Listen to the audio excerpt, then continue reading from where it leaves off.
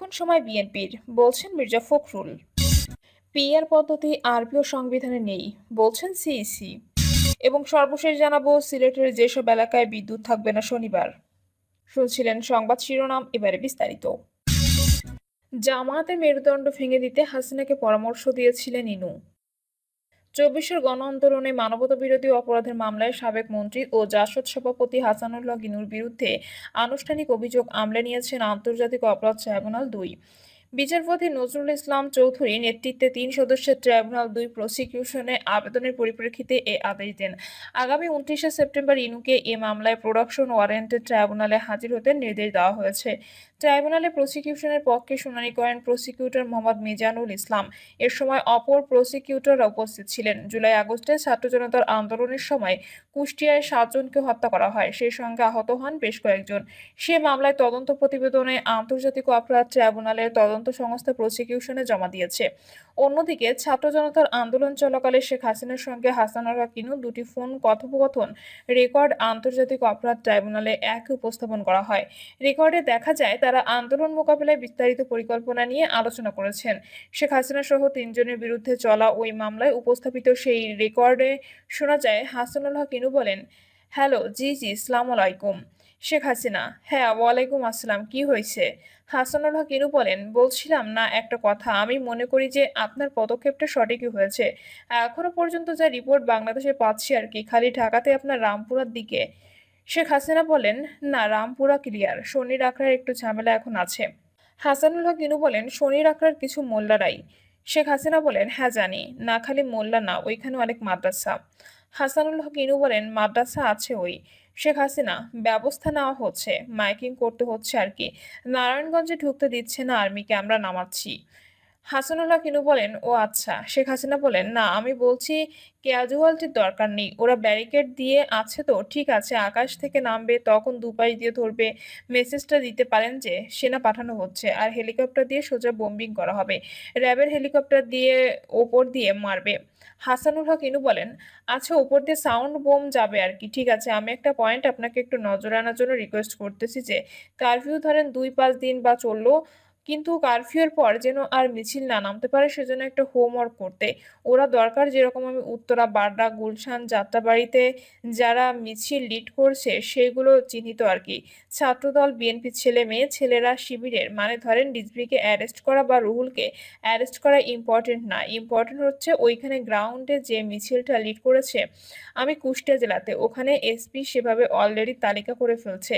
ওখানে কোনো সংঘর্ষ হয়নি, একটা সররা গুলি খালি একজনের পায়ে লাগছে, উনি ম্যানেজ করছে উনি অলরেডি কম্পিউটারের ছবি দেখে দেখে ছেলেগুলার তালিকা করছে। তা আমি বললাম যে ছেলেগুলোকে আজকে রাত্রের ভেতরে পিক আপ করে নাও, যেন মিছিলটা লিড না করতে পারে। তা আমি ঢাকা শহরের জন্য বলছি যে আপনারা গোয়েন্দারা নিশ্চয়ই তালিকা করতে পারবেন যে উত্তরায় কারা।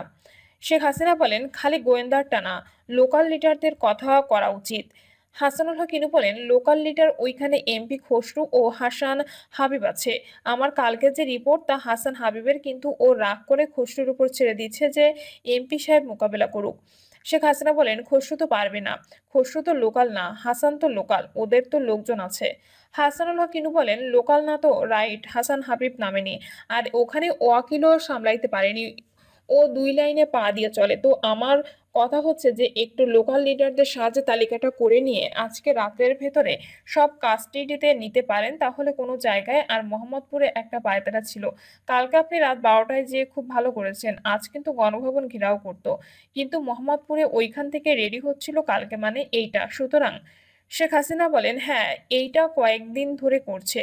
হাসানুল হক ইনু বলেন, ডিসিশনটা খুবই কারেক্ট হয়েছে মাননীয় প্রধানমন্ত্রী। শেখ হাসিনা বলেন, থ্যাংক ইউ, আমরা হলাম রণক্ষেত্রের সাথী। হাসানুল হক ইনু বলেন, রণক্ষেত্রের সাথী, তা আপনি একটু দয়া করে এই পিক আপটা করতে বলেন। শেখ হাসিনা বলেন, না এটা বলা আছে, বলতেছি। হাসানুল হক ইনু বলেন, ওইটা একটু হোমওয়ার্ক করতে বলেন, করে অ্যারেস্ট করে ফেলতে বলেন আজকে, মানে সবাইকে অ্যারেস্ট করে ফেললে আর মিছিল করার লোক থাকবে না।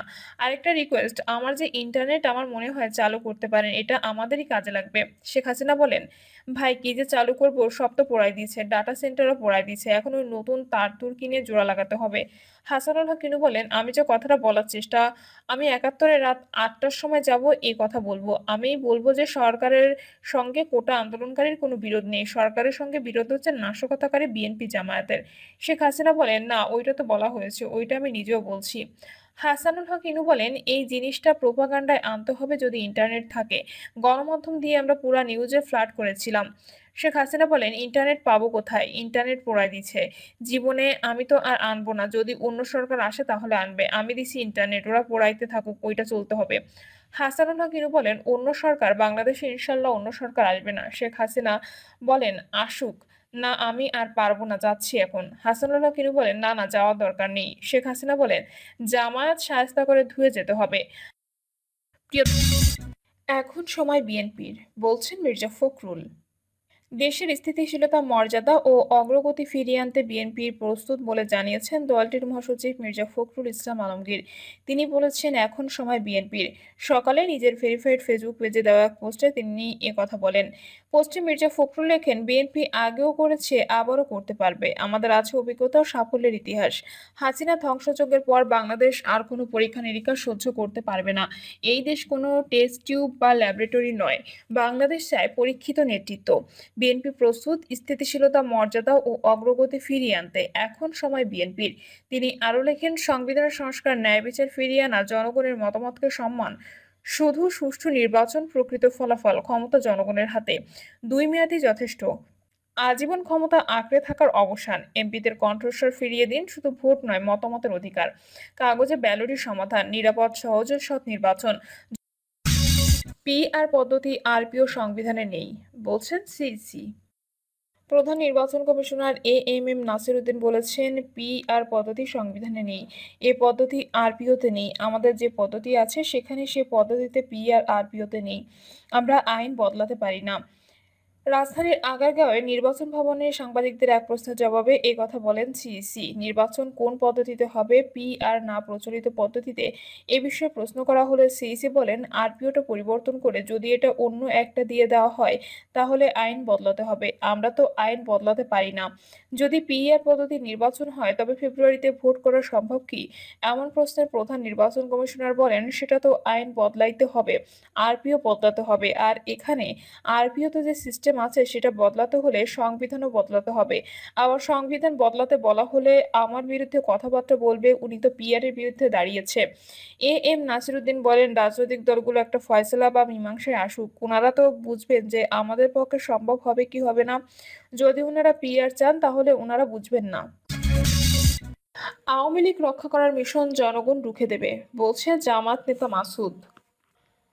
বাংলাদেশ জামায়াতে ইসলামীর কেন্দ্রীয় কর্মপরিষদ সদস্য ও ঢাকা মহানগরী দক্ষিণের সেক্রেটারি ডক্টর শফিকুল ইসলাম মাসুদ বলেছেন, কোনো একটি রাজনৈতিক দল আওয়ামী লীগকে রক্ষায় প্রতিশ্রুতি দিলেও জনগণ তা রুখে দেবে। কোনো অবস্থাতেই জনগণ আওয়ামী লীগকে নৈরাজ্য সৃষ্টির সুযোগ দেবে না। আওয়ামী লীগ 15 বছরের দুর্নীতির টাকায় বিদেশে পালিয়ে থেকে দেশে কিছু